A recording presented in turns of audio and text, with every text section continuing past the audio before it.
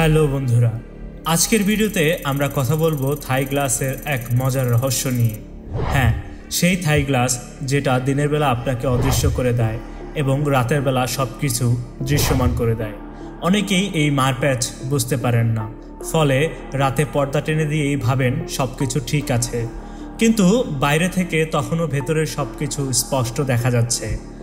আজ আমি আপনাদেরকে শেখাবো কিভাবে থাই গ্লাসের এই রহস্য বুঝে সঠিকভাবে ব্যবহার করতে হয়। চলুন শুরু করা যাক। প্রথমেই জেনে নিই থাই গ্লাসের বিশেষত্ব কী। থাই গ্লাসের একটি বিশেষ কোট থাকে যেটা দিনের বেলায় সূর্যের আলো রিফ্লেক্ট করে, ফলে বাইরে থেকে ভেতরে কিছুই দেখা যায় না। কিন্তু রাতের বেলায় যখন বাইরে অন্ধকার থাকে এবং ভেতরে আলো জ্বলে, তখন এই থাই গ্লাস সম্পূর্ণ স্বচ্ছ হয়ে যায়, ফলে বাইরে থেকে ভেতরের সব কিছু স্পষ্ট দেখা যায়। অনেকেই এই ব্যাপারটা বুঝতে পারে না, ফলে রাতে পর্দা টেনে দিয়েই ভাবে সব কিছু ঠিক আছে, কিন্তু আসলে তখনও বাইরে থেকে সব কিছু স্পষ্ট দেখা যাচ্ছে। এখন আসেন একটি টিপস দেই, পর্দার সঠিক ব্যবহার।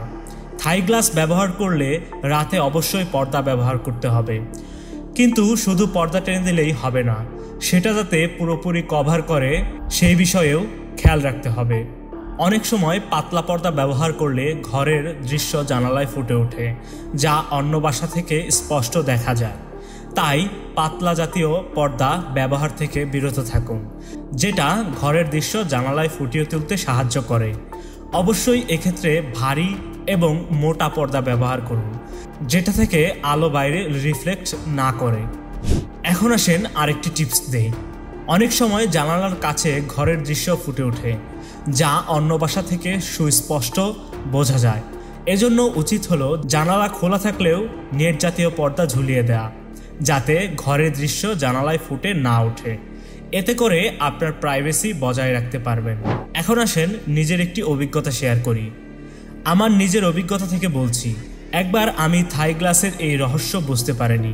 রাতে পর্দা টেনে দিয়েই ভাবতাম সব কিছু ঠিক আছে, কিন্তু পরে জানলাম বাইরে থেকে সব কিছু স্পষ্ট দেখা যাচ্ছে। আমি রাতে অবশ্যই ভারী জাতীয় পর্দা ব্যবহার করি। তো বন্ধুরা, থাই গ্লাসের এই রহস্য কি আপনার কাজে লাগবে? যদি লাগে তাহলে এই ভিডিওটিতে লাইক করুন, শেয়ার করুন এবং আমাদের চ্যানেলটি সাবস্ক্রাইব করুন। ভালো থাকুন, সুস্থ থাকুন এবং থাই গ্লাসের মারপ্যাচে জিততে থাকুন। আল্লাহ হাফেজ।